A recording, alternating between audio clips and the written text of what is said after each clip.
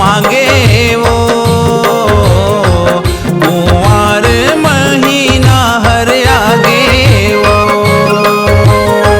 नौ दुर्गा पहुना बन के आए वो, नौ दुर्गा पहुना बन के आए वो।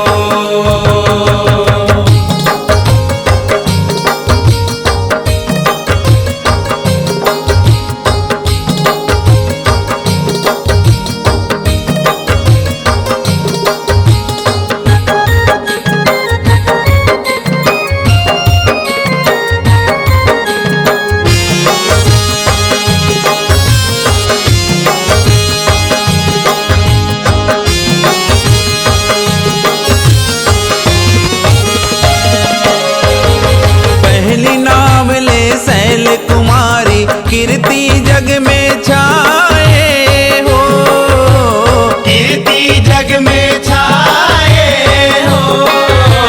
घीव के भोग लगाए ओला सब दुखला सबके मिटाए हो, दुखला सबके मिटाए हो।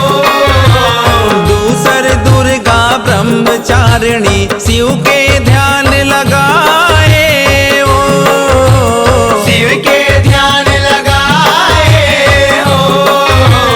चिरायु वरदान देवैया शक्कर ओला चढ़ाए हो, शक्कर ओला चढ़ाए हो। न्योताल सबो जन पागे जगमग जगमग जग लागे, न्योताल सबो जन पागे जगमग जगमग जग लागे। झंडा तोरण घलो छागे, मन के मनौती सबो मांगे ओ, कुंवार महीना हर आगे ओ। नौ दुर्गा पहुना बन के आए वो, नौ दुर्गा पहुना बन के आए वो।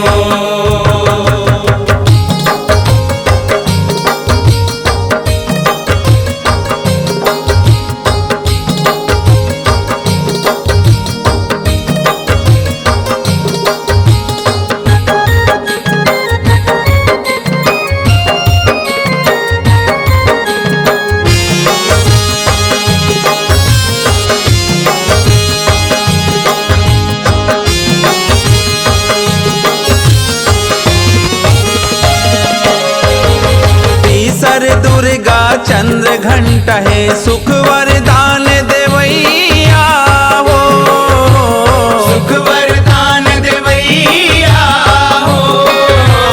सुरहीन गैया के दूध भोग में ओकर मान करैया हो, ओकर मान करैया हो। चौथैया दुर्गा कुसमांडा मालपुआ के खवैया हो, मालपुआ के खवैया हो। पांचवा शक्ति स्कंद माता केरा फल के जवैया हो, केरा फल के जवैया हो। न्योताल सबो जन पागे जगमग जगमग जग लागे, न्योताल सबो जन पागे जगमग जगमग जग लागे। झंडा तोरण घलो छागे, मन के मनौती सबो मांगे ओ, कुंवार महीना हर आगे ओ। नौ दुर्गा पहुना बन के आए वो,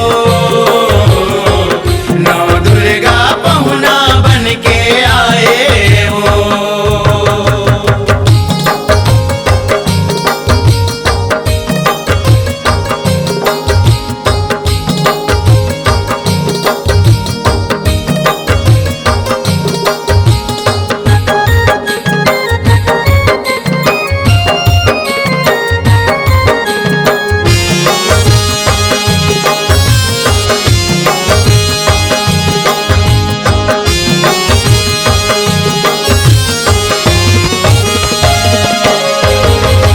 छठवा दुर्गा कात्यानी है मंदिरस भोग करावा हो।